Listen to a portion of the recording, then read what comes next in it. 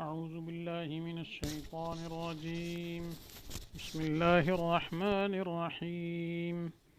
ويسألونك عن المحيض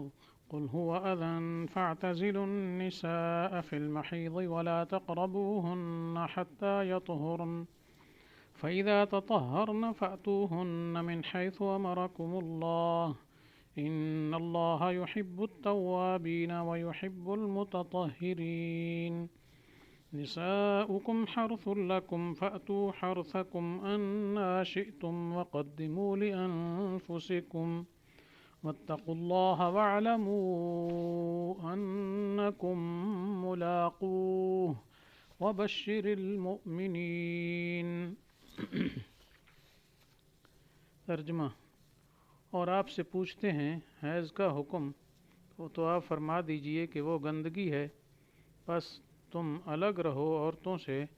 حیض کے وقت، اور نہ نزدیک ہو ان کے جب تک پاک نہ ہوں، پھر جب خوب پاک ہو جائیں تو جاؤ ان کے پاس جہاں سے حکم دیا تم کو اللہ نے، بے شک اللہ کو پسند آتے ہیں توبہ کرنے والے اور پسند آتے ہیں گندگی سے بچنے والے۔ تمہاری عورتیں تمہاری کھیتی ہیں، پس آؤ اپنی کھیتی میں جیسے چاہو اور آگے بھیجو اپنے نفسوں کے لیے، اور ڈرتے رہو اللہ تعالیٰ سے، اور یقین کرو کہ بے شک تم اس سے ملنے والے ہو، اور خوشخبری سنا دیجئے ایمان والوں کو۔ تو مختلف احکام چل رہے ہیں، شراب کا حکام آیا، پھر یتیموں کے متعلق کچھ احکام آئے، اور پھر کفار و مومنین کے درمیان مناکحت کا مسئلہ بیان ہوا، نکاح کرنے کا۔ اب اس کے بعد ایک اور مسئلہ وَيَسْأَلُونَكَ عَنِ الْمَحِيضِ، حیض کے زمانے کے بارے میں پوچھا جا رہا ہے۔ تو محیض اور حیض ایک ہی مطلب ہے، محیض بھی مصدر ہے جیسے مبیت مصدر ہے۔ تو اصل مسئلہ یہ ہے کہ حیض جس وقت عورت کو آتا ہے اس کے مخصوص ایام ہوتے ہیں، کسی کے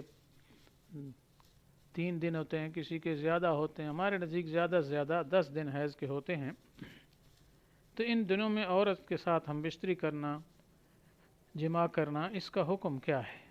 اصل مسئلہ یہ ہے کہ پہلے جو یہود و نصارہ تھے وہ اس میں افراط و تفرید کا شکار تھے۔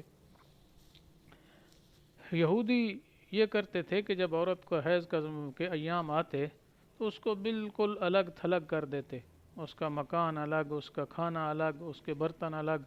بالکل ایسے بس بیچاری وحشت زدہ ہو جاتی، سب سے الگ تھلگ رہتی، جب تک وہ دن نہ گزرتے اس کی ہر چیز الگ کر دیتے تھے۔ تو یہ افراط تھا، اور اس کے برعکس نصارہ جو تھے وہ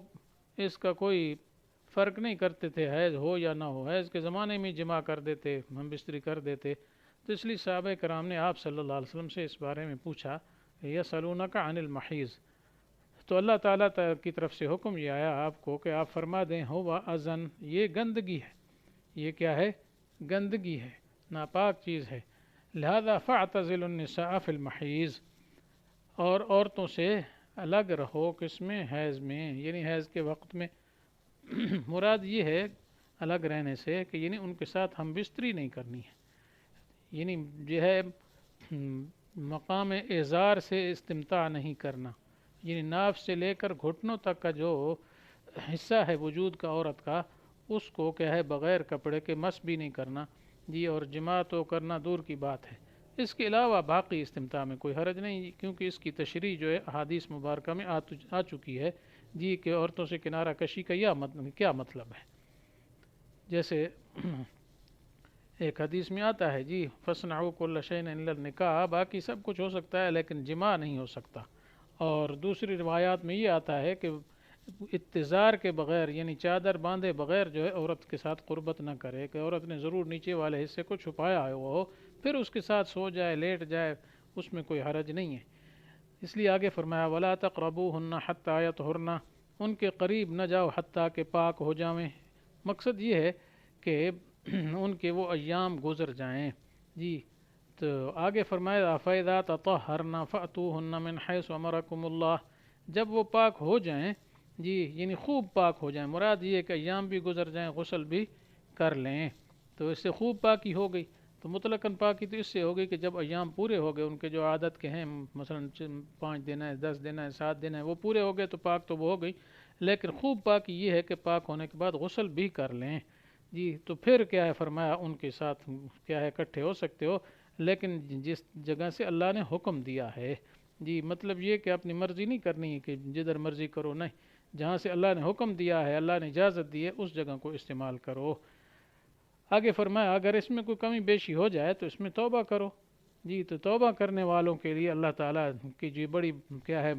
پسندیدگی ہے، جیسے آگے فرمایا ان اللہ یحب التوابین، اللہ تعالیٰ توبہ کرنے والے کو پسند کرتے ہیں، اور اس طریقے سے جو خوب پاکی حاصل کرتے ہیں یعنی گندگی وغیرہ سے بچتے ہیں ان کو خوب پسند فرماتے ہیں۔ تو اس وجہ سے نہ یہود کی طرح بالکل کیا ہے ان سے کیا ہے بالکل ہی بائیکاٹ کی شکل بنا دو، اور نہ نصارہ کی طرح بالکل کیا ہے گندگی کے زمانے میں جمع کرتے پھرو، بلکہ درمیانی راہ، جی امت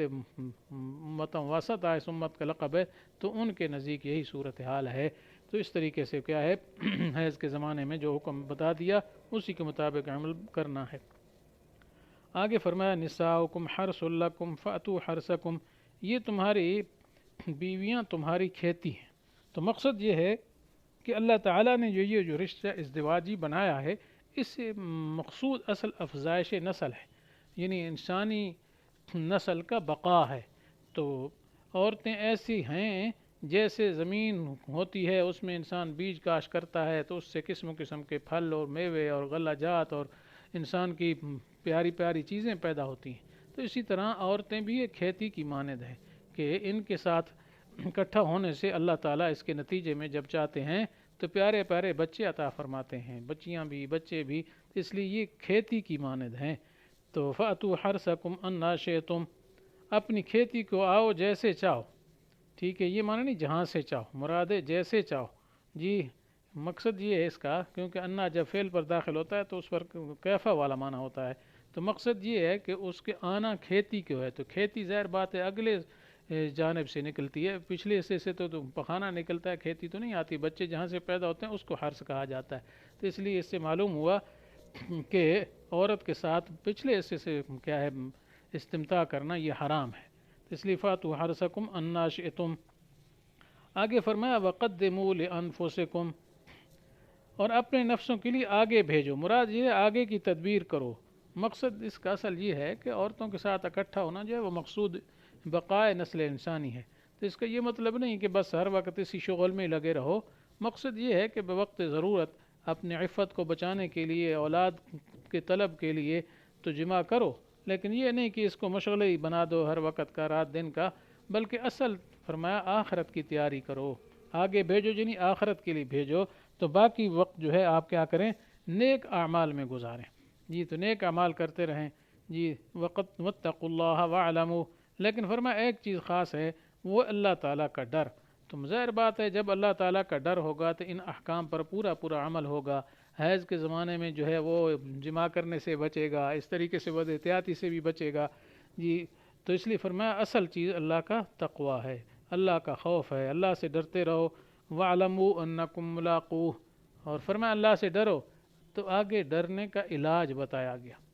کہ ڈرنے کا علاج کیا ہے کہ اللہ کے سامنے پیشی ہونی ہے، اللہ کے سامنے ہیں، تو یہ فرمایا وَاعْلَمُوا أَنَّكُمْ مُلَاقُوهُ، جی یقین کر لو کہ بے شک تم اللہ تعالیٰ سے ملنے والے ہو۔ تو اس یقین سے اور اس کیفیت سے انسان کی اصلاح ہو جاتی ہے، اس لیے حدیث میں آتا ہے اکثر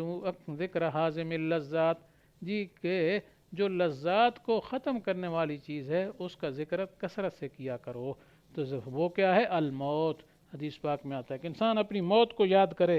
پھر حشر و نشر کو یاد کرے، اور پھر یہ ذہن میں رکھے کہ کل اللہ کے دربار میں حاضری ہے، پھر اللہ تعالیٰ پوچھیں گے جی کہ دنیا میں کیا کرتے رہے، جیسے مختلف سوالات احادیث مبارکہ میں ہیں، پیچھے ایک آدھ دفعہ میں ذکر بھی کر چکا ہوں، جی کہ جب تک انسان جو ہے ان سوالوں کا جواب نہیں دے سکے گا اپنی جگہ سے ہٹ نہیں پائے گا۔ تو اس وجہ سے جو آدمی کیا ہے اللہ تعالیٰ کے سامنے پیشی سے ڈرتا رہے گا تو اس کو تقوی بھی حاصل ہو جائے گا۔ تو گویا واتقوا اللہ حکم دیا، اللہ سے ڈرو، اور ڈرنے کے حاصل کرنے کے لیے کیا چیز ہے، وَاعْلَمُوا أَنَّكُمْ مُلَاقُوهُ، اور اس کا یقین کر لو کہ تمہیں اللہ تعالیٰ سے ملنا ہے اور ہر کا عمل کا جواب دینا ہے۔ اس لیے دوسرے موقع میں فرمایا وَلِمَنْ خَافَ مَقَامَ رَبِّهِ جَنَّتَانِ، یہ اس طرح اور موقع میں فرمایا وَأَمَّا مَنْ خَافَ مَقَامَ رَبِّهِ وَنَهَى النَّفْسَ عَنِ الْهَوَىٰ فَإِنَّ الْجَنَّةَ هِيَ الْمَأْوَىٰ، تو مطلب جنتی انہی کو ملے گی جو اس دنیا میں اللہ کے سامنے پیش ہونے سے ڈرتے رہتے ہیں اور صحیح صحیح عمل کرتے رہتے ہیں۔ تو یہ گویا تقوی حاصل کرنے کا ایک ذریعہ ہے کہ انسان اللہ تعالیٰ کی پیشی کا تصور رکھے۔ جب یہ تصور رکھے گا تو انشاءاللہ اس کی زندگی سنور جائے گی۔ اللہ تعالیٰ ہمیں عطا کرے۔ آگے فرمایا وَبَشِّرِ الْمُؤْمِنِينَ، اور جو اس طرح عمل کرتے رہیں گے، اعمال صالحہ کرتے رہیں گے اور ہر وقت اللہ تعالیٰ سے ڈرتے رہیں گے، تو ایسے ایمانداروں کو کیا ہے خوشخبری سنا دیں۔ جی تو ظاہر بات ہے کہ آخرت میں پھر طرح طرح کی نعمتیں ملیں گی، اللہ کی جنت ملے گی، تو اس لیے دنیا میں تھوڑی سی پابندی انسان کر لے اور آخرت میں کیا ہے مزے ہی مزے ہوں گے۔ جیسے ایک شعر ہے فارسی کا، جی چند روزے جہد کن باقی بخند، جی کچھ دن جو ہیں وہ مشقت اٹھا لو،